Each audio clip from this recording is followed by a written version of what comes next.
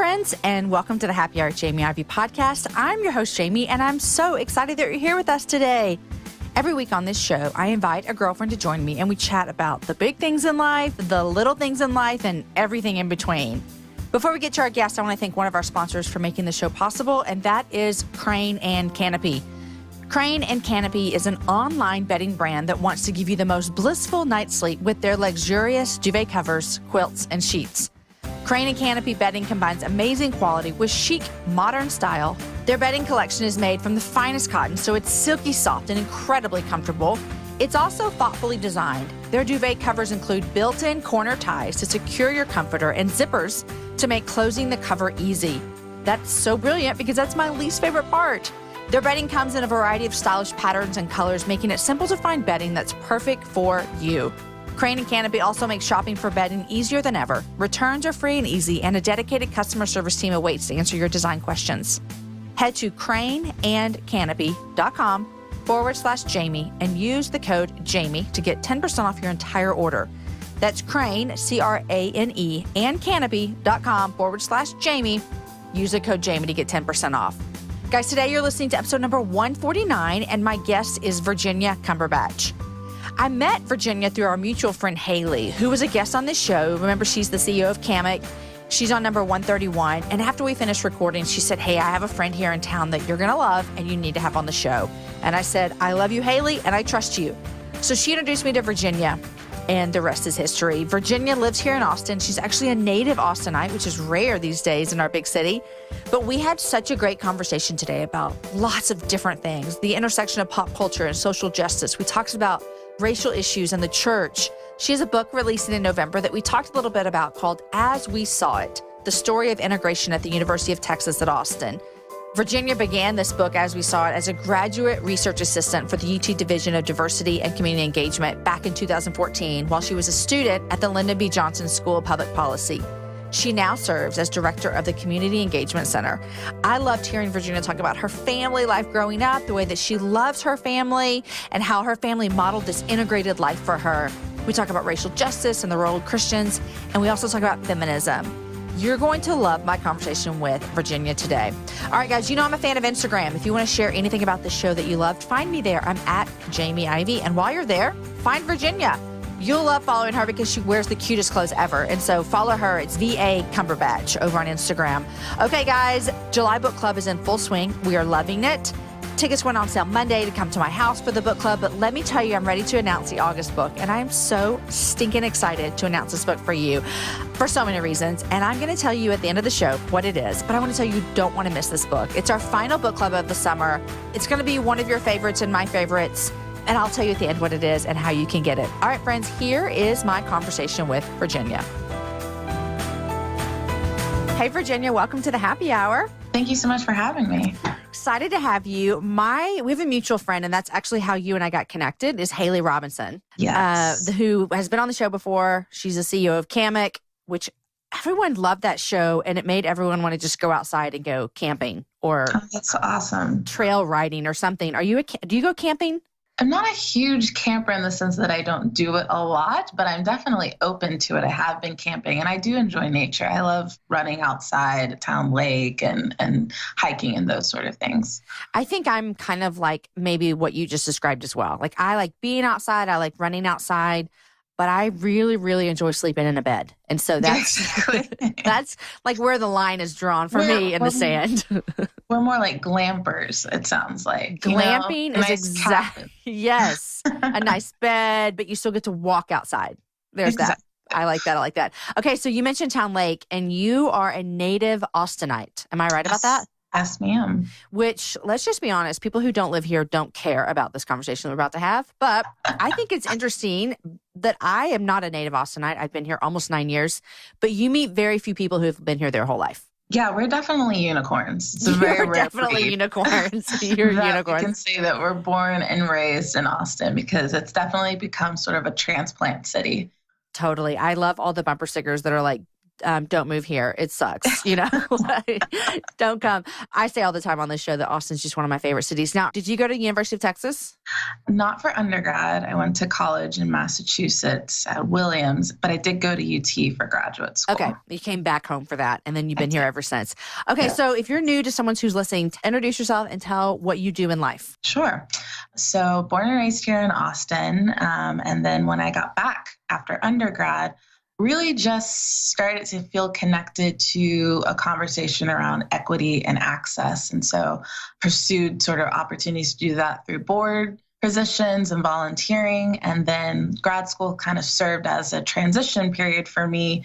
Got my master's in public policy so that I could find a role that would equip me with the resources to really address issues around equity, access, and disparities when it comes to race. So now I serve as the director of the Community Engagement Center and Social Justice Institute at the University of Texas. And that's just always been, I felt like, both the calling that God has put on my life as well as a passion for me, which is service, but using people's stories. Sometimes I think, as we all know right now in the political climate, talking about policy and infrastructure can just kind of get overwhelming and over people's heads. But I think when we talk about stories, how there's a trickle-down effect around systems and policies, how that affects people's lives, that's when I feel like people are able to develop empathy and understanding. And so I really feel a sense of purpose around reconciling broken systems and making people more aware and less ignorant around the ways in which we've built up disparities in our community, both locally here in Austin as well as a country.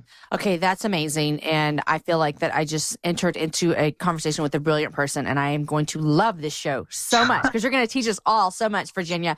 But I want to ask, what sparked that interest when you said like access to equity, all that kind of stuff? Where did that come from in your life that became a point of your interest that you're willing to, devote your master's program to and your job? Where did that come from? I really feel like it's family. I joke all the time, some people, their families, owned a grocery store, or their families, were farmers, whatever. And I say that our family business is service. So when I think about like my grandparents, particularly my maternal grandparents, my grandfather's passed, but he was a pastor and had such a heart for homeless ministry. And then my maternal grandmother is a professor, but has spent her entire life working for education equity in LA. And I just really saw such a model for what I kind of call an integrated life, where there's not a clear sort of separation between what you do from 9 to 5, your family, service, and your walk with Christ. Like it's all blended. And so I just really saw that model sort of lived out for me, even though my grandparents were in California, that definitely had an impact on the way that my parents lived their life and how they raised us. I was fortunate to grow in a home with highly educated parents with resources to send us to great schools, but I was exposed very early to the various lived experiences of people in Austin. And, just like little things, like the way in which, we connected to different communities in Austin, or the fact that we would have strangers at Thanksgiving dinner because my mother, met them and heard their story and they didn't have a place to eat dinner, things like that. And there wasn't a time that my parents weren't sitting on nonprofit boards and spending their time like that, or, they're both pastors. And so it was just something that I observed growing up, and it kind of just felt like, oh, this is what we're born to do. Regardless of what my passions are, my passions can be leveraged to serve. And so I've just taken that into, my studies and into my work. And it just feels really familiar to me because I feel like that's sort of the legacy that's been passed on. I love the word you use, is that integrated life. And I don't know if you made that up or if that's a real term for this, but I'll give you credit for it. Thanks. Yeah, it's all you. Integrated life. And I think that as Christ followers, I would think that this would be our end goal, right? Yeah. Is that everything, like our first identity would be a follower of Jesus. And then everything kind of flows underneath that. And I think that even if, you're talking about how your parents pass this down to you, I'm thinking even like as a mom, how do I make that a reality? And I appreciated your examples as well, because I know that people are listening and thinking, yeah, I want my kids to say that when they grow up. Like, I think that's what we're all saying is like, I like how Virginia's saying this about her parents. I want my kids to be able to say that about me. And I feel, and I'm going to ask you, I think your parents did a great job of it because obviously, they've created these passions and loves inside of you. But I feel like this is harder done than said, if that makes sense. For sure. And so what's your advice? I know that you gave us some examples for what your parents did, but if you were talking to, and I'm using parents as an example because you're saying that you saw this modeled out for you, but it doesn't necessarily have to be a parent thing. What's your advice for actually making all these things mesh together? Yeah, I mean, I don't think it's necessarily something that just like clicks automatically. Obviously there's life experience thrown in there. But for me, really, I think I saw it truly sort of start to click or manifest in college, where I realized I was really passionate about storytelling. I realized I was really passionate about history and sort of identifying those things. But I also understood that I guess I didn't want to be one of those people where it was like, okay, this is my life, as a Christian. I go to Bible study. I hang out with these people who have the same paradigm around how to live their life on these days. And then, Monday through Thursday, my life looks like this. I play soccer, I go to school, and I'm interested in these things. And to me, it just seemed, just like a lot of work. Yeah. Separate identities. And two, just such a missed opportunity. And so, I feel like I had peers where they lived very separate lives, not in the sense that they were hypocritical, but in the sense that they felt like their walk as a Christian only needed to look like this in these designated spaces. And I feel like that shortchanges sort of like who God is and what he's capable of doing through you. And so, I know it sounds like cliche or corny, but like I was actually just listening to a podcast that Jeremy Lin did, who's a basketball player and a outspoken Christian. And he talks about all the time. He's like, well, I play for Christ. I think a lot of people are like, okay, dude, like you play basketball, you get paid millions of dollars. Right. Like you're not playing for Christ. And I'm like, no, he is. That is the ethos, the essence about why he does things, how he approaches it, how he talks to his teammates. And so even though there may not be something like tangible that you see like in your everyday work where you're talking to someone about Christ, there's a way in which you approach that work that is through that lens. And so I saw that as just sort of a thread through like what my parents did. Like my dad's an attorney and he's also a father and he's also an African-American man that advocates for issues around that. But the common thread about all of those things, he uses this phrase, he goes, I'm called to bring about the shalom of the people, the community I'm called to, which is the peace of God. And I'm like, okay, if I were to look at my dad's life, I can see that as a trend through everything that he does. Yeah, I think even when you just explained it like that, I think it just kind of will click with people a little bit of just like whatever space you're in, because we hold a lot of different spaces. Yeah. Are my intentions still the same with like maybe even like giving God glory and everything? And that sounds kind of churchy, but you know what I mean? It's true. And I think everyone finds their own, like, I think, if we're thinking of ourselves as like a company, we all have like, every company has like a tagline, a brand tagline. And I think we all find what that like sentence or word is about what God has called us to do. And we just bring that to every space that we occupy. Yeah, that's good. That's good. Have you created a tagline for yourself? If not, you should. I should, if I'm going to say it, I probably should. I always bring about the word reconciliation. That's a word that I use a lot, or I use the word like cultivate, like creating, opportunities for those type of conversations. I think that's good. From what I know about you, I think those would line up with what you do. And you're doing that in every aspect as well. Oh, thanks. Yeah. Okay. So I want to go back to something you said earlier about storytelling. And there's something that I've realized just through even doing the podcast and listening to people's stories is that when you hear someone's story, it's almost like you're not as removed from the situation as you were before. And so I think about this a lot just in our climate, like you said, our political climate, culture, all these things that are happening. And I'll give you an example, and we're not going to talk about this policy by any means, but I want to talk about how when you hear someone's story, it changes everything. Recently, I have an acquaintance that I know who was telling me the story about how her parents are here in Texas illegally, and they've been here for like 25 years, right? Long time. They didn't just show up. And as we're talking, she's telling me about the plan that they have if her parents were to get deported back to Mexico and how she would be in charge of raising her siblings and all these things. And it was, for me, it was like this story all of a sudden of like, no longer is this just a policy I hear about on TV, you know, but now it's like, this is a person's face that I'm looking at. Yeah. And so is that kind of what you're talking about when you're saying bringing people's stories to bring awareness and, you know, cultivate conversations about reconciliation and that type of stuff? That's exactly what I'm, talking about. I mean, I think sometimes when you start talking about issues of like bias or discrimination or racism, our automatic sort of response is to be defensive, right? But in actuality, we, in some ways, can only be responsible for our lived experience. And so a lot of times ignorance and bias and prejudice are built out because you haven't been exposed to, or you have siloed yourself to only have a certain experience. And so stories have this amazing opportunity without preaching to people, without convicting people, to just share a story and like to watch someone's entire sort of understanding and opinion shift because all of a sudden they have this new information and new exposure, I think is so powerful. And I think biblical too, when you think about like all of the, parables that we read about. I mean, those stories allow us to see God in a different way. And I think stories allow us to see people in a different way.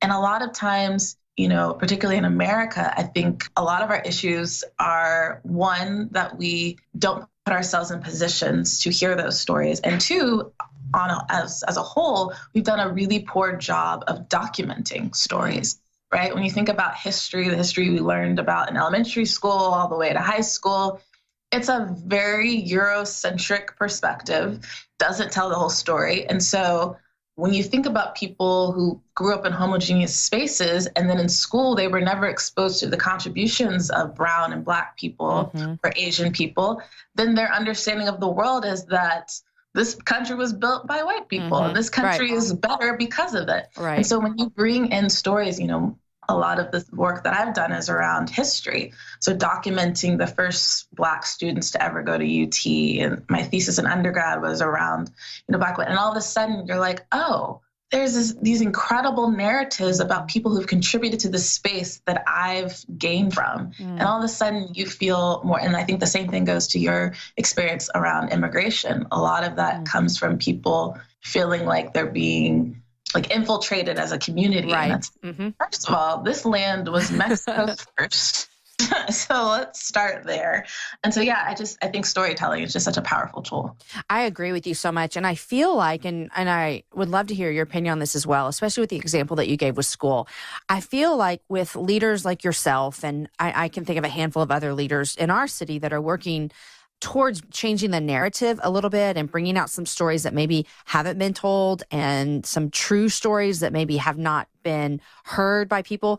I feel like, and I'm 39, so I'll put myself in this generation, is that I feel an utter responsibility to my children to maybe expose and inform and educate them on things that I didn't get and that honestly they might not get without me giving it to them.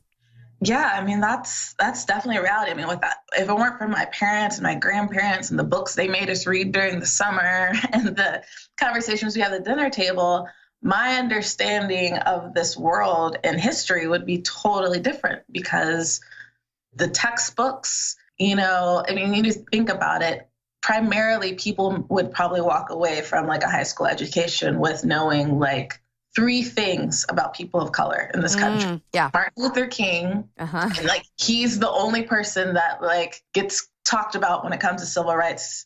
Maybe like Mahatma Gandhi or something, if that, and then like Cesar Chavez. And there's like, okay, we've covered it. Those are the only 3 contributions in the last 150 years. And it's obviously super unfortunate. And I think because we grew up with internet, but it wasn't until like the latter part of our lives. So we have full access, and like your children, I mean, they've got information out the wazoo at the tip of their hands. And so I think for parents and mentors and things like that, it's directing them into like good information and making it a part of their own life experience to pursue information outside of the spaces that they occupy. Like, yes, you go to school and that's great, but like, what else can you gather that may be falling through the cracks? Totally. Yeah. And just, I like, because I'm white, I think I can speak to white parents right now, is I think that there is this obligation that I feel like we have, and I take it very seriously.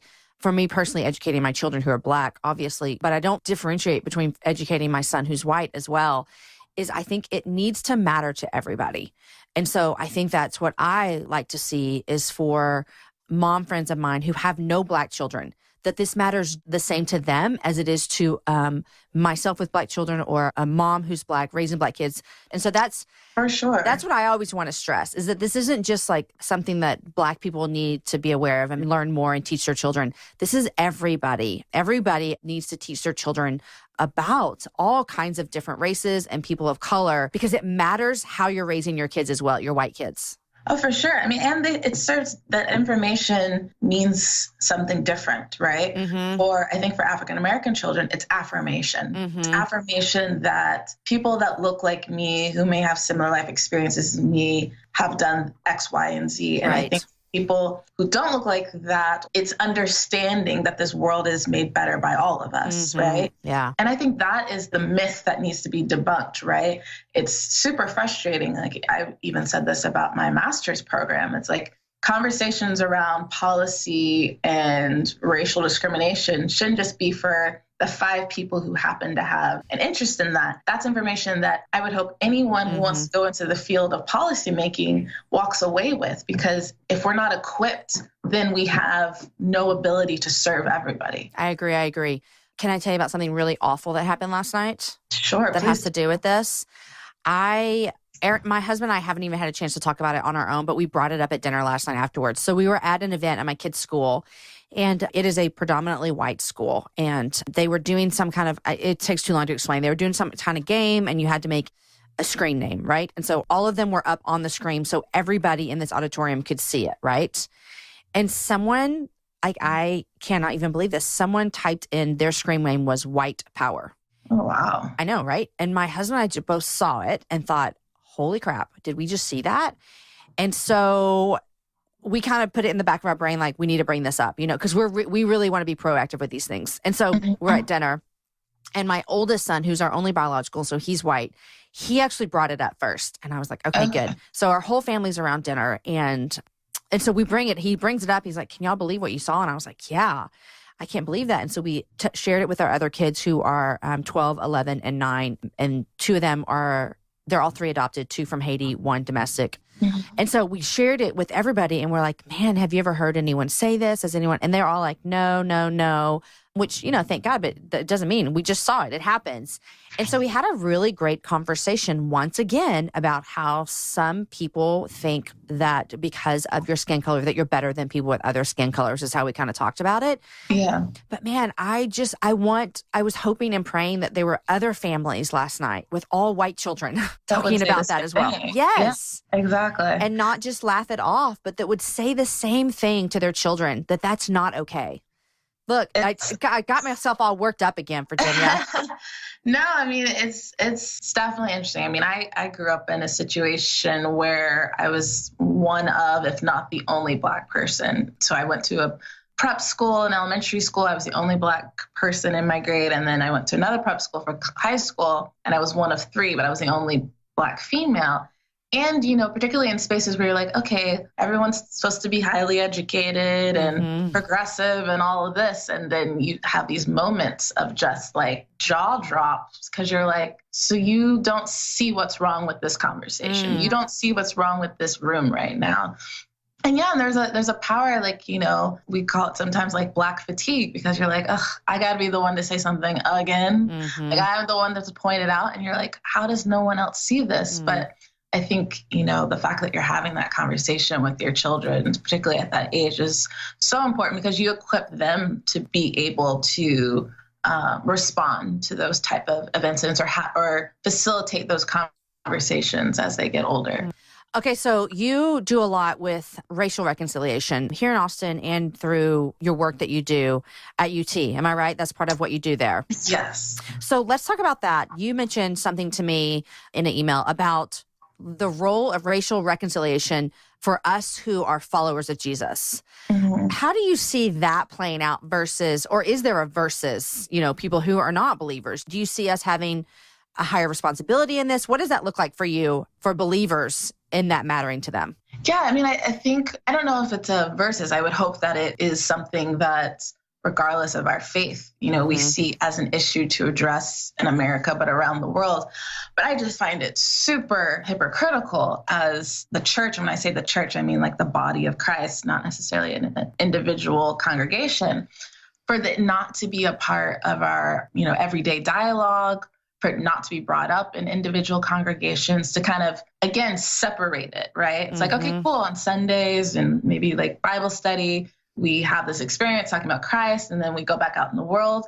And I think we do have a great opportunity because we are supposed to have the opportunity to demonstrate God's love. And God's love, to me, is so aligned with this concept of racial reconciliation, the idea that, God created us with all colors and creeds. And so for us to truly be the body of Christ, that means that we're loving everyone unconditionally, regardless of color. And I think, I've seen some churches here in Austin do a really great job of being facilitators of that conversation. Because for a lot of people, when we talk about, silos, which I don't think are always intentional, it's just where you're raised and who your friends are, things like that. The church may be the only opportunity, the only space where they get exposed to that type of conversation. And for me, what a wonderful space for that to be. It's safe, right? You're hopefully connected to people. You're in an environment where you hopefully don't feel threatened because, I would hope you don't feel threatened in your church. Right. But to me, it's like, why would we not use this space to talk about it? And particularly, I think this is all around. This needs to happen in predominantly Black churches, predominantly Latino churches, Asian churches, white churches, and churches that have the opportunity to be multicultural, because racism isn't just a white person problem, right? It's a conversation we all have to have. We all have to feel equipped about. And if we're not doing it in the church, then I don't think we're truly living out what God has called us to do as Christians. And I think there's such a great opportunity there because you're exposing people who don't have any other space for that type of conversation. Because of how they do life, where they live, exactly. the way that, because of the spaces they occupy. Ordinarily, if you live in a neighborhood with people who just live like you, if you grew up in a community or, parents, grandparents who don't necessarily see eye to eye in terms of the value of people. And I think the church, if we do it correctly, then we can do it with love. And I don't know if you're familiar with, once a year on Good Friday, there's a gathering of about 30 churches across the city. And the big initiative is called In the City for the City. And they host a big Good Friday service. This year it was at the Frank Erwin Center. Girl, I was there. Oh, you were there. So And I thought, typically every year they have some nonprofit that proceeds go to. And this year it was, I think it's Be the Bridge. Be the Bridge. My friend Tasha started that. She's been on the show too, if you want to look her up. Yes, I do remember her being on the show. And I'm like, what an amazing space. In the Frank Erwin Center with however many thousands of believers across the city, representing all different cultures, for us to talk about it here, because that's the best place for it to happen. Yeah. And I think for some people, it was probably new for them. Maybe it was uncomfortable for them. But as I tell people, if you're worried about feeling uncomfortable about things, then we have bigger problems. That's how we grow. And also you feel uncomfortable for 3 hours on a Friday? Right. It's let's compare that to people who have opportunity to feel uncomfortable every day of their life. Right. It's their norm. Exactly. Yeah. All right, guys, I know that you're loving this conversation with Virginia, but first, I want to thank our sponsors. BarkBox is a monthly delivery of all natural treats and super fun toys curated to match your dog's unique needs, including allergies and chew preferences. It's a great way to try a variety of USA and Canada-made treats and unique toys from local and small businesses that you may not otherwise be able to find. Plus, each box is centered around a different theme, like country fair, bark ball, Pooh York City, or Brooklyn hipster, to keep dogs engaged, interested, and happy. And when your dog falls in love with something from the box, you can easily find it again at barkshop.com, the BarkBox app, or by texting BarkBox. For dogs, it's like the joy of a million belly scratches. But if for some reason your dog doesn't like something in the box, BarkBox will send you something they will love for free, because they're all about dog happiness. Better yet, every BarkBox ships free within the continental U.S. Guys, you know my dog Landry, and let me tell you, this Friday, we're getting a brand new dog. Yes, the Ivies are about to have 2 dogs. We have a Labradoodle already, and we're about to add a Golden Doodle. And Landry loved the box that she got. So guys, right now, visit barkbox.com/happyhour and get an extra premium toy for free in your BarkBox every month when you subscribe to a 6 or 12-month plan and select yes, please, when asked if you have a playful pup. That's barkbox.com/happyhour for an extra premium toy. Okay, guys, I also want to thank Noonday Collection for sponsoring today's show. You all know that I'm a Noonday fan. So this summer, the Happy Hour and myself, we're teaming up to do a little Join with Jamie promotion. That means that if you go to jamieivey.noondaycollection.com, you will see all the fun, free Noonday products added to your starter kit this summer just because you're a listener. So if you've heard of Noonday before and you've been thinking about becoming an ambassador, now is your time. Also, let me remind you that the new fall line launches August 3rd. That's less than a month away. So now is the time to see the new collection and get in on the start of a new season. Again, guys, if you want to join and become a Noonday ambassador, now is your chance to get free stuff, which the bracelets they're giving you are some of my favorites. jamieivey.noondaycollection.com. Okay, here is the rest of my conversation with Virginia. I was super proud of Tasha and Be the Bridge and everything about that Good Friday service. On a lighter note from Good Friday, did you stay for the Kirk Franklin concert? I did. It was awesome. I relived, I feel like, my middle school days. We were down on the floor because my husband was also one of the worship leaders that were up there. We probably were next to each other. Didn't even know it. Okay, so my daughter, Story, who's 9, she happened to be down in the very, very front, almost by the soundboard with Aaron when Kirk Franklin started. And when he invited everyone down there, she ran down there and she just had so much fun. Oh, that's awesome. So much fun. And I can't believe I'm going to say this publicly, but whatever. When Kirk Franklin was singing, I'm like, this is a man who's like putting on a show. I'll admit, I was telling Tasha, I've never been to a Kirk Franklin show. Mm-hmm. And I was watching and I was thinking, this guy is an entertainer. Really? And I was going to say that when I was watching him, I got kind of blushed. Like he was just dancing. He puts on a really good show. He does. And I think it's kind of incredible. You think about it. It's like, this man doesn't sing. And yet we're so entertained by him. Like, I think sometimes we forget, we're like, he doesn't sing. There's really no reason for him to be on stage except like he plays piano sometimes and to like hype the crowd. He's Otherwise, an entertainer. He could just be behind the scenes writing the music. But yeah, he's phenomenal. I think that was like my second time seeing him, but I thought he did an amazing job. That was awesome. Yeah, I really, really enjoyed the Good Friday service and how they brought in that as their kind of recipient for their offering for that year, but also just to give them the stage presence to talk about it and for the whole city to see that. Well, not the whole city, because there's a lot of people that live here, but all the people that were there on Good Friday got to see that. Yes. Okay, so I think that we could talk about that for a long time, but I have 2 other things I want to talk to you about, okay? So awesome. First is this, and I am so interested to hear what you have to say about this because you mentioned something in an email to me, and it was where you talked about this perceived conflict between feminism and Christianity. Yeah. I want you to expand on that for me real quick. Well, let me just first admit that this is a new territory for me. Okay. And I feel like God must be trying to tell me something because in the last year, I've been brought into so many conversations around like women empowerment and feminism. And it wasn't naturally a space that I felt like I had expertise in or even wanted to be a part of. It started last summer. I got to go to the United Women's Summit, White House Summit. in DC. And then I got asked to go to like all these women conferences and speak. And then I was like, what is God trying to tell me? Maybe I need to be more aligned with this conversation. But yeah, I think, growing up as a Christian and growing up in a household and a family who had very strong female figures, I never ever felt like my gender was limiting or a threat.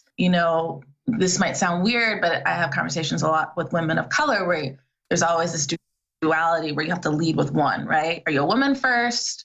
Are you a Black person first? And I always led with like, I'm a Black woman, and so it never felt like an issue for me. But then I'm realizing, if I'm truly going to walk in this space of advocacy or reaching equity, even though it's not my story where I've ever felt like being a woman has discredited me or, I felt threatened by it, to truly advocate for people, I have to put myself in shoes where there are women whose gender has limited them in some ways, and particularly for women of color. And so putting that kind of hat on. And then I just felt really frustrated, particularly with this last election, where you hear a lot of the conversation around feminism, which was strongly driven with like the Hillary campaign. And the future is female taglines and all of that stuff. And obviously as a rebuttal to the awfulness of our now 45th president, that it became such a 1 to 2 topic platform, right? It's abortion and the right to contraceptives and it's Planned Parenthood. And that's what feminism is. And I'm like, okay. If we're really going to talk about feminism, which I think is actually a Christian concept, but it, in the sense that God sees us as equal, and I think has been, when we think about it, secularized, it becomes more political and policy around, women taking up the head and equal pay and things like that. If we're truly going to talk about it, then it's hypocritical to ostracize Christian women who are vocal about how they feel what God says about our bodies. Like if we're truly advocating for equity of all women, empowerment of all women, then they should have a seat at the table, or we should have a seat at the table. Because I can align with equal pay and I can align with leadership roles and I can align with little girls being able to go to school and get educated just like their brothers, Right. And so I just, I went and talked about it at this brunch a few months ago. And I was like, equity for women means all women. If you leave women of color and the varied experiences we have, the complex experiences we have off the table, then you're not advocating for women. And if you leave women whose faith drives them to have a certain perspective about the way they protect their bodies, then you're not advocating for all women. And so that's what I think of when I think of like feminism and the church. I think a lot of times in certain Christian paradigms, we've distanced ourselves from feminism because it's like man bashing or it's not respecting our husbands or all of those politics. But I don't think they need to be mutually exclusive because God believes that we're equal. God believes that, we may have different callings, but we both serve a purpose in the kingdom. I think this is a great conversation because I feel like what you just said at the end is something that I thought of when you told me about this, is I feel like as in the church, we almost run from the word feminism because of what it means in a secular stance, though, because you're right. The election showed that. If you're going to say this, and these are the 3 things that it means, and then that's it. Right? Yeah, exactly. And so how do we as Christ followers who are women and you as a Christ follower who's a woman of color, how do we find our place in this conversation? How have you found that? Tell us. For me, it's been sort of like, okay, if this is where I feel like God's calling me to be, I bring up the word equity all the time. It's like, there is no sometimes, right? Equity means we all get to be a part of the conversation. And so if that's the case, and and when I think about how that is translated in terms of who God is saying that my love knows no boundaries, then we should all be able to take part in that conversation. So for me, it's been about, My biggest frustration beyond just sort of like how the church sees feminism has been sort of a lack of opportunity for women of color to take part in the conversation. I just think about like even the women's march the day after the election, and I wasn't going to go because I felt like it was so specific in terms of what that meant. Yep. Like if I was marching for these two issues. Yep. And I was just like, and I ended up going, and it ended up being a better experience than I thought it would be. But there is a frustration sometimes that a certain ideology gets to define what this movement means or what that word means. And it leaves so many experiences out of the picture. And it's like, okay, well, what about, in some ways, feminism to even like walk in that is a privilege, right? Totally, yes. First of all, that means you didn't have a job you had to go to. Right. You got to go to the march. You have the resources and like, the scholarship to take part in this very political conversation. And there's some women who are in such survival mode that they're like, okay, you can have that feminism stuff. I'm trying to like pay bills and feed my children. Yeah. And so when we don't take all of that into account, to me, that's really frustrating. Yeah. But yeah, it's interesting. I would actually love to have more of this conversation with my mother because, my mother's a pastor. She's a pastoral counselor. And she does a lot of like marriage counseling, things like that. And, we talked about it actually last year at the Good Friday service, that there were no females on stage. Like each pastor of these congregations comes up and gives a few words. And we were like, that's problematic. Why are there no female pastors represented? And I think the church should play a role in how we kind of, I don't want to say reclaim, because I think everyone should be able to identify with that conversation as they please.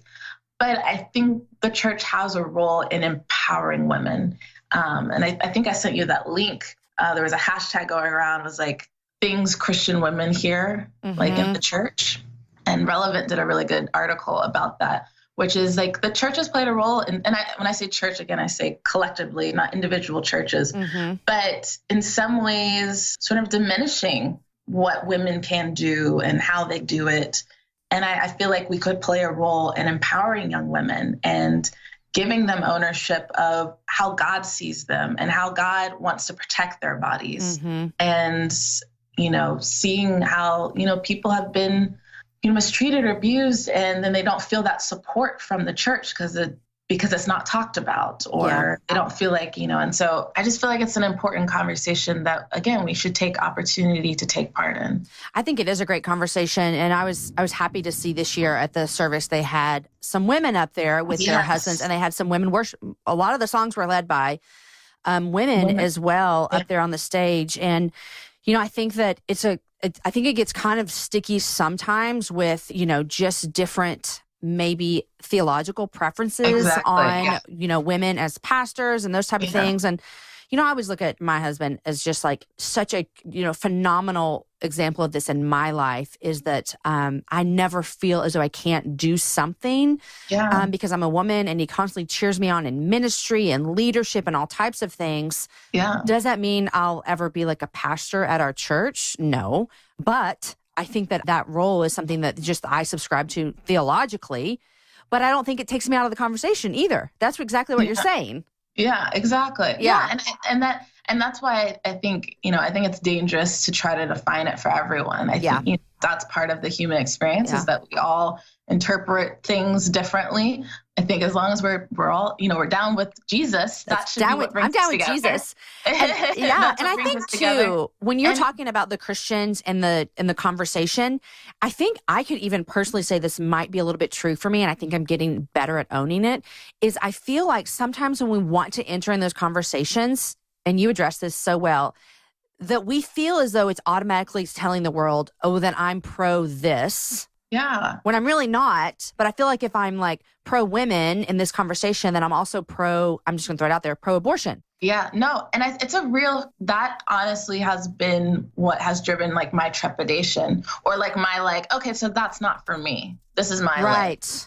And I think what God has kind of done in putting me in these spaces, like 5 conferences in a year, which a year ago I've been like, I would never attend those or speak on that. Because I think what God's saying is like, if we remove ourselves, then we don't have the opportunity to impact the conversation. Right. That's good. Yeah.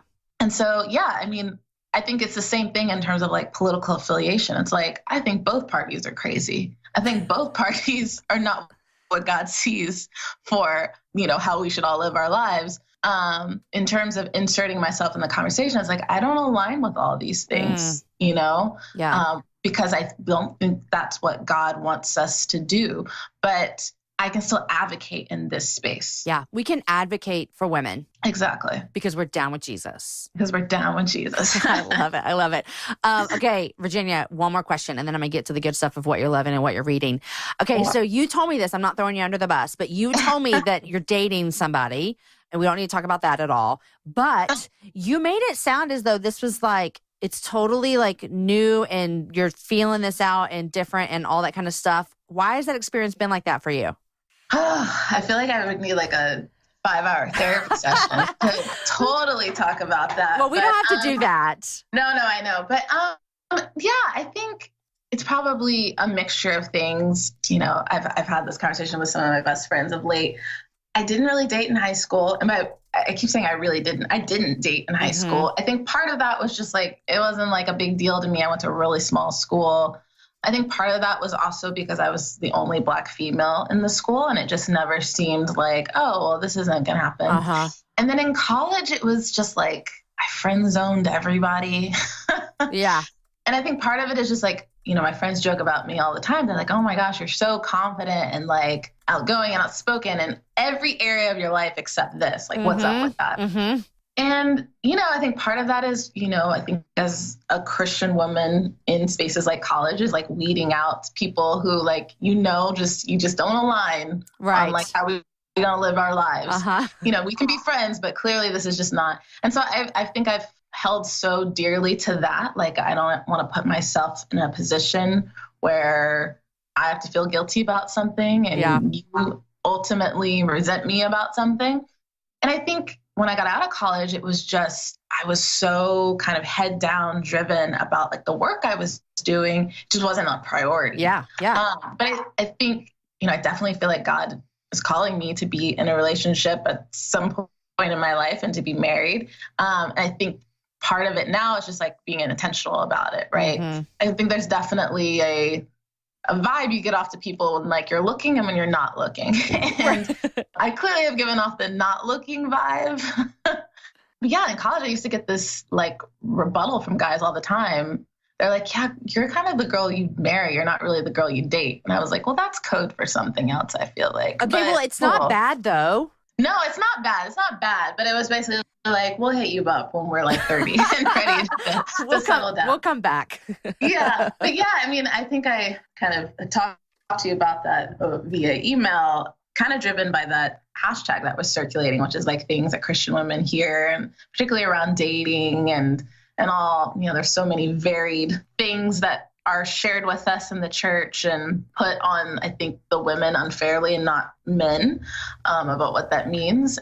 But yeah, I think it's definitely a new experience for me and one that I'm open to. And I think what I've learned for me is that, I'm super transparent and like confident in all these other spaces of my life. And this is the one space where I like struggle to be vulnerable. And like, I think that is it's such a skill to learn that's needed to like have healthy relationships in all dynamics, is like learning to be vulnerable and like not have your guard up. And so I think that's something that God's working on with me. And so it's new, but it's a good new. Okay. Well, I love the way you're talking about it, because you're just like doing all your thing. And then you're like, well, okay, maybe I'm available now.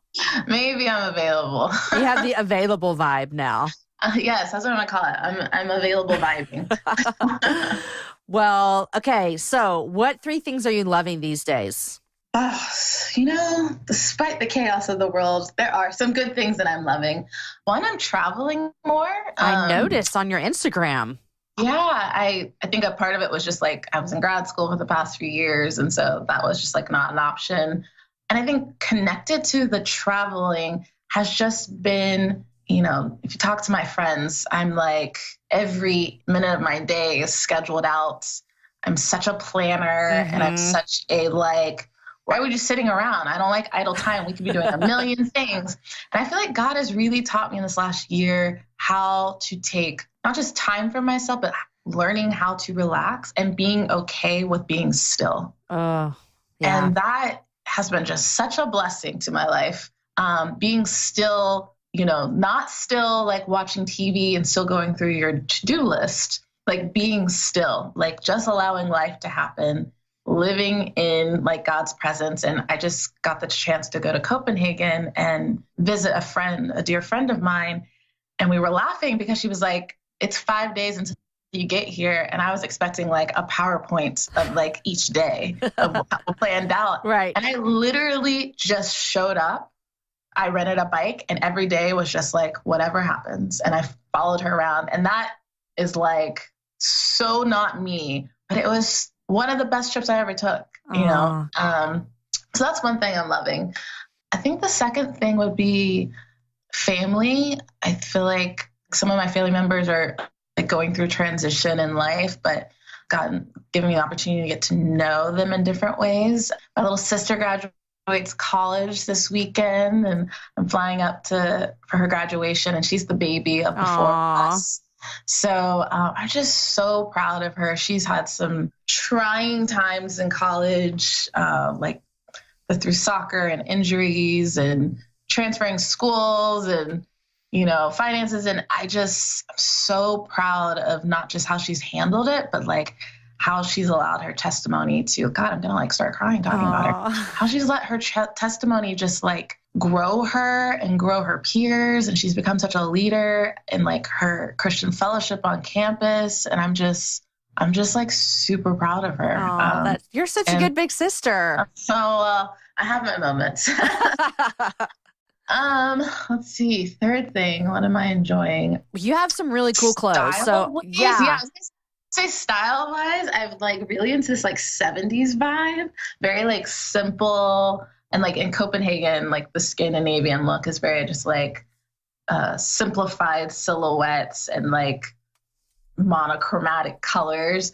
And yeah, I've been really loving that look this season. And I'm like a real bargain hunter. Like I don't want to purchase it unless I'll have a story to tell. Like it was 70% off, and then it was 95% off. And it was the last one. And I've gotten some really good finds of late. I went to there was a vintage fair this weekend near in that 21 space near Urban Outfitters on the drag. And I got to go with like 4 of my best friends who are like, they're all cool and like fashion bloggers and style bloggers, but we found some really cool stuff. And it was a really cool time just to hang out and find some fun things to wear. Y'all, you're so cute because I've been stalking you on Instagram for a while, ever since Haley told me about you. And I'm like, I could never pull off some of the things you pull off. Lies. You could totally do it. It's not lies. It's true. I know what's true and I know what's lies, and I could not do it. Oh my gosh. Virginia. Okay. Oh my gosh. Well, I didn't even tell people this because you didn't make a big deal about it, but you have a book coming out next year. I do. Just real quick because we're almost certain. Tell me what your book is about.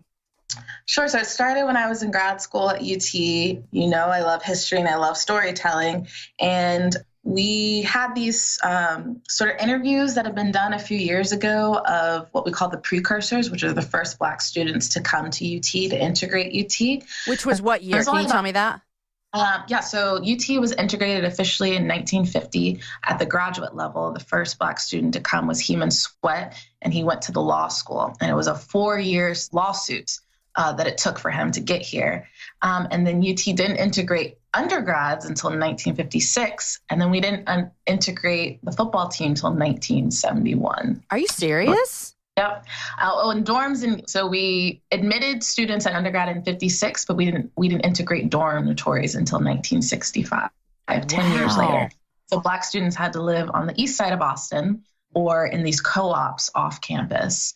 So I just started, feeling like, oh my gosh, these stories are so important, and not to be bleak, but like they're literally dying off. Like this generation won't be able to tell these stories. And I'm such a firm believer that, when when we think about statues and what we've named buildings, that impacts your experience in spaces. And so for students of color to walk around a campus where they don't even know the history of Black students, not just students of color, white students too, I just feel like is an issue. And so I started interviewing all of these precursors and alum. So we interviewed like 40 people. And at first we just started kind of doing a blog online and then talked to UT Press. And they were like, this is a book, you should write it. And so it's the last 2 years writing it. It's called As We Saw It, The Story of Integration at UT. And it's coming out in 2018. And I'm just feel super honored to just be a part of documenting some people that I just find to be super incredible and getting to know them. And I think we lack as a community right now intergenerational connection. And for me to be able to sit underneath these wise 70, 80, 90-year-olds and hear their stories has just been a true pleasure. So, well, I know that was probably a blessing to you in the midst of it and all that kind of stuff. And I know that it's going to bless all of us. And it's not even just going to be for us in Austin. I mean, these are stories to be told. That's a national story for sure, because UT kind of set the tone for integrating a lot of the South. So it's definitely a national story. So love it. Okay, Virginia, this has been such a joy to chat with you. And I'm going to make sure I lead everybody to, especially your Instagram, because it's fun. And we'll tell everybody where they can find everything else. And just thanks for just bringing a really strong voice that we need to hear and listen to the table. And so thanks a bunch. Well, thank you so much for having me. And I just want to thank you for the voice and platform that you've created, not just in Austin, but around the world for women. I think you have a really unique and needed voice. And I feel blessed to have been able to talk to you. You're sweet. And I think that we need to make sure that we meet in real life person. Yes, I would love that. Let's make it happen. We'll make that happen. Okay, thanks, Virginia. Okay, guys, I told you that you were going to love Virginia, and you did. Am I right? I know I'm right. It was such an honor to talk with her about such important topics that matter to both of us. And no kidding, I loved our feminism talk. I've talked about that with Aaron, my husband, for a long time after our conversation. Guys, go follow her on Instagram. You'll love it, and you'll love seeing her cute outfits as well. I know I said that already, but she has the cutest clothes. Okay, guys, here we go. Are you ready for the August Book Club announcement? The August Book Club, drum roll right here, is Steal Away Home by Matt Carter and my husband, Aaron Ivey. Yes, some of you guys guessed it after I sent out the newsletter last week. But yes, my husband, Aaron, wrote a book with our friend Matt Carter, and it's called Steal Away Home, and it's about Charles Spurgeon and Thomas Johnson, unlikely friends on the passage to freedom. And this is a book that they have been working on for about 3 years now. And it is based on historical research, which tells a previously untold story set in the 1800s of the relationship between an African-American missionary and one of the greatest preachers to ever live. And I'm super proud of them for the work they put in this. I'm super proud of Aaron for all he's done. And this is our August read. So this book comes out August 1st. You can pre-order it now anywhere books are sold. You can even get it over at jamieivey.com/store. Look for the books tab, and then you can get the book there, and it will be mailed out to you the day it releases, and we'll start reading. And then we'll have a book club at my house, and my husband will be the guest. So that's super fun. Today's show is edited by Chris with Podshaper, and the music is from Jason Poe. Next week, my guest is Christy Wright, and she works with the Dave Ramsey organization over there. So we talk a lot about fun money stuff and women in business and all kinds of fun stuff. She was hilarious and so much fun. So you're going to love it. Guys, enjoy your week. I hope summer is going amazing for you. Share the show with a girlfriend and have a happy hour with a friend. I will see you guys next week with my friend Christy Wright.